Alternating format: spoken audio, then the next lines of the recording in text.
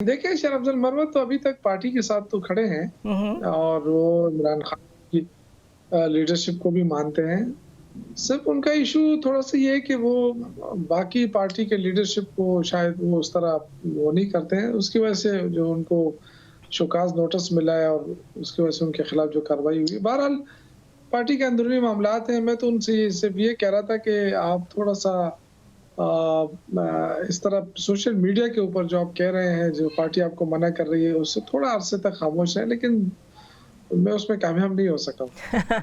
आप उन्हें कन्विंस कर नहीं पाए और जिस तरह की उन्होंने बातें कर दी हैं ना, वो तो वीलॉग्स तक पहुंच गए हैं। उन्होंने तो यहाँ तक कह दिया कि किसने बानी पीटीआई के फ़ोन्स चोरी किए हैं। वो तो बहुत अब इन डेप्थ एनालिसिस और कह रहे हैं मैं तो अपनी सोशल मीडिया टीम बनाने लगा हूँ। तो आई थिंक अभी भी you should reach out to him, because इस तरह की इतनी ज़्यादा डिविसिवनेस जिसमें एक दूसरे पे इल्ज़ामात, अगर ये सामने आ गया और अगर ये चल पड़ा तो फिर आप लोगों की असल कॉज तो कहीं पीछे रह जाएगी। नहीं, मेरा नहीं ख्याल है, क्योंकि देखें अभी तक जितनी भी तहरीकें चली हैं वो इमरान खान की वजह से चली हैं, वर्कर्स की वजह से चली हैं और वर्कर्स आज भी इमरान खान के साथ खड़ा है। हम्म। हमेशा जब भी कॉल दिए और इमरान खान की कॉल पे लोग निकलते हैं। तो मेरे ख्याल से ये जो चीज़ें हैं ना कि कुछ एक आधा जो लड़ाई हो जाती है, कभी बयानबाज़ी हो जाती है, मुझे नहीं लगता है कि इससे कोई फ़र्क पड़ता है तहरीक-इंसाफ के ऊपर। बड़ी पुरानी पार्टी हो गई, अब तो 35 साल एक स्ट्रगल, लंबे अरसे तक स्ट्रगल हुई है। तो जो लोग ये समझते हैं कि इस तरह पार्टी को नुकसान हो जाएगा, तो कुछ भी नहीं है। जो सिर्फ़ ये अपना नुकसान करेंगे लोग। राइट। अ, मेरी तैमूर सलीम मैं झगड़ा साहब से बात हो रही थी और वो कह रहे थे कि देखें, अगर कोई ये बात नहीं मानता तो ये मर्जी है कि वो लोग सामने आके मानना नहीं चाहते, लेकिन हकीकत ये है कि वाकई अंदर डिविजन्स हुई हुई हैं। वो कला का एक ग्रुप है, पॉलिटिकल लोग समझते हैं कि वो कला ने चीज़ों को सही हैंडल नहीं किया और वाकई अगर देखा जाए तो उनका काम नहीं था ना सियासी मसलों को हैंडल करना। वो तो उस वक्त की स्ट्रैटेजी थी जब आप लोगों के पास अपना इंतखाबी निशान नहीं रहा, तो उस वक्त वो कला को आप लोग आगे ले आए। लेकिन अब वाकई लगता है कि सियासी लोगों को आगे आने की ज़रूरत है, बिकॉज सियासत करनी है ना पार्लियामेंट के अंदर भी। तो आपको पुराने लोग वापस आते तो नहीं नज़र आ रहे? नहीं, लेकिन मेरे ख्याल से पुराने लोग हैं, अभी भी पार्टी के अंदर हैं, वो भी लीड कर रहे हैं, उनके साथ मिलकर कर रहे हम्म। हैं। आप देखें, आप उस लीडर उमर अयूब साहब हैं, असद कैसर साहब मौजूद हैं, हामिद रज़ा साहब मौजूद हैं, अली अमीन गंडापुर साहब चीफ मिनिस्टर हैं। तो लेकिन सेपरेशन ऑफ पावर्स नजर आ रही है एक, जिस तरह हम स्टेट के लेवल पे कहते हैं ना सेपरेशन ऑफ पावर। तो अब बानी पीटीआई चाह रहे हैं कि जुनेद अकबर जो है वो पार्टी को देखें, एहतजाज को देखें, वो सीएम शिप को देखें। इसी तरह यहाँ पे पंजाब में आलिया हमजा को सामने लाया जा रहा है। जो पुराने लोग हैं उनसे मेरी असल मुराद ये थी कि फवाद चौधरी हैं, जिस तरह वो बहुत वोकल हैं, वो कहते हैं मुझे पीटीआई की मौजूदा लीडरशिप ओन करे या ना करे, मैं तो कमेटी बनाने लगा हूँ और मैं I am going to be the one जो बानी पीटीआई को बाहर निकाल के दिखाएगा। चलो अल्लाह करे, लेकिन देखें पार्टी पार्टी होती है और ये इमरान खान वो तो की डिग्री पार्टी डिग्री उसी होती है की तरह आपने एक और स्टेटमेंट दे दी है कि पार्टी पार्टी होती है, लेकिन उन लोगों की भी ओनरशिप तो है ना, एक टफ टाइम से गुजरे और अब वो चाहते हैं कि वो इस टाइम में ज्वाइन करें। तो क्या अंदर से लोग खुश नहीं हैं कि पुराने लोग वापस आए जो छोड़ के गए थे?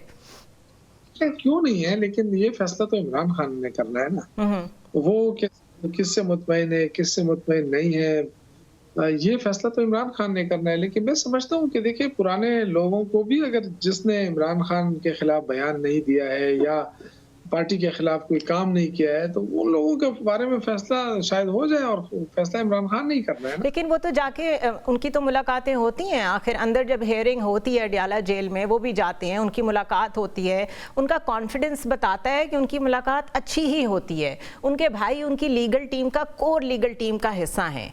तो मेरे ख्याल है अगर बानी पीटीआई को एतराज़ नहीं है तो वो बाहर भी रिफ्लेक्ट होना चाहिए, बाहर एक रेजिस्टेंस नज़र आती है उनको लेके।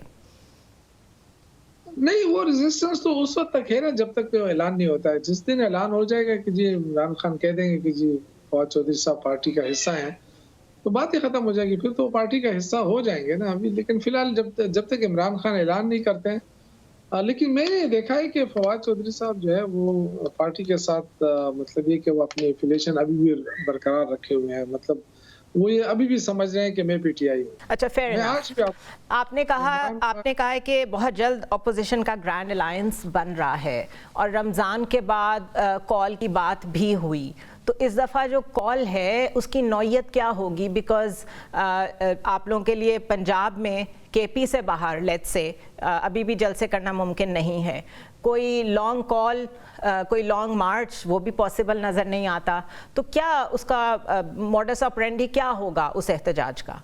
देखिए, सियासी लोग हैं, सियासी फैसले करते हैं और सियासी तौर पे एहतजाज भी करते हैं, कानून आइन के दायरे के अंदर रहते हुए। अब हुकूमत ये कहती है कि हम जो 26 नवंबर याद नहीं है इनको, जो वजीर दाखिला कह रहा है, तो 26 नवंबर को तो हम ये कहते हैं कि गोलियां चली हैं, तो आप दोबारा इसका मतलब तस्लीम कर रहे हैं कि आपने गोलियां चलाई।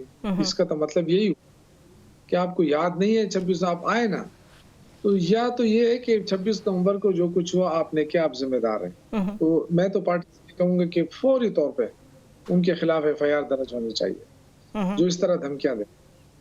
और ये देखें, ये कोई आम बात नहीं होती है। आप एक पॉलिटिकल वर्कर को धमकी दे रहे हैं कि जी आप आए, मैं आपके साथ देखूंगा, क्योंकि इस वक्त आपके पास ताकत है, रियासती ताकत। ये रियासती ताकत का इस्तेमाल आप आम आदमी पे कैसे कर रहे हैं? राइट, लेकिन द फैक्ट इज कि जो कुछ हुआ फाइनल कॉल में, उसके बाद क्या आपको लगता है कि कारकुनों को भी सेफ रखने की ज़रूरत है? कॉल आपके गोली चली और सारे जो मामलात हुए, और वाकई हमने भी देखा जो कुछ हुआ, उसके बाद बार बार वर्कर का भी बाहर आना, इतना मोबिलाइज करना, ये कोई इतना आसान नहीं होता। तो इस दफ़ा कुछ हम डिफरेंट तरह की तहरीक विटनेस करेंगे, और सबसे बड़ी बात, क्या वो ग्रैंड अलायंस की तहरीक होगी कि वो सिर्फ पीटीआई की तहरीक होगी? देखिए, कोशिश तो यही हो रही है कि ग्रैंड अलायंस बने, और जितनी भी पार्टियां हैं जाहिर है अपना अपना नजरें रखती हैं, तहफ़्फ़ुज़ात भी होंगे, जैसे जेयूआई के हमारे हवाले से तहफ़्फ़ुज़ात हैं, हमारे भी हैं उनके हवाले से। लेकिन जो इत्तेहाद की तरफ आप जाते हैं ना, तो 2-3 नुकात ऐसे होते हैं जिसपे आप मुत्तफ़िक हो सकते हैं, तो बाकी तो अपना खेल खेलना है। लेकिन 2-3 नुकात पे जब आप जैसे कि एक ये नुकता है कि जेयूआई समेत तमाम अपोजिशन वाले कह रहे हैं कि ये जाली हुकूमत है, ठीक, और इस हुकूमत की वजह से मुल्क को नुकसान हो रहा है, इसको हटना चाहिए फौरी तौर पे, तो इस मुताबिक है। दूसरा, अगर मौलाना साहब का ये डिमांड है कि जी फ्रेश इलेक्शन हो जाए, धांधली हुई है, फ्रेश इलेक्शन हो जाए, हम इसके लिए भी तैयार हैं।